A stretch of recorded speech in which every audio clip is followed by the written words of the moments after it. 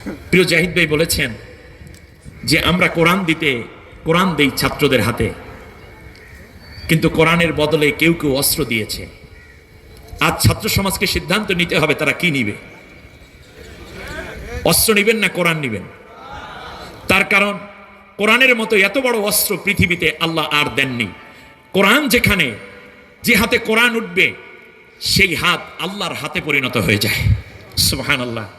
কোরআন যে হাতে উঠবে সেই হাত কোনোদিন মানুষ হত্যার কাজে কিংবা চাঁদাবাজি অথবা দখলদারিত্বের জন্য সন্ত্রাসের কাজে ব্যবহৃত হয় না, বরং সেই হাত সমাজ বিনির্মাণে কাজ করে, সেই হাত অন্যায় রোধ করার জন্য কাজ করে, সেই হাত সোনালী জীবন গঠন করার জন্য কাজ করে। অতএব আমার হাতগুলো হবে এখন থেকে কোরআনের হাত। কোরআনের নিজস্ব একটা পাওয়ার আছে। আল্লাহ বলেছেন, লাউ আনজালনা হাযাল কোরআনা আলা জাবালিল লারাআইতাহু খাশিয়াম মুতাসাদ্দিআম মিন খাশিয়াতিল্লাহ।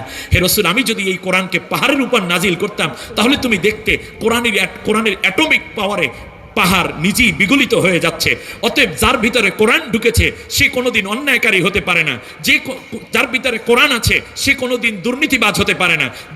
যার ভিতরে কোরআন আছে সে কোনোদিন মনুষ্যত্ব এবং মানবতা বিরোধী কাজে লিপ্ত হতে পারে না। যারা আল্লাহর কোরআনের সাথীদের বিরুদ্ধে অন্যায় অপবাদ এবং মানবতা বিরোধী অপরাধের বিভিন্ন অভিযোগ তুলে হাজার রকমের গালিগালাজ করছে, নিঃসন্দেহে তাদের জ্ঞান পাপীর উদাহরণ তারা এই পৃথিবীতে রেখে যাচ্ছে। তার কারণ কোরআন এসেছে মানুষের আলোকিত করার জন্য।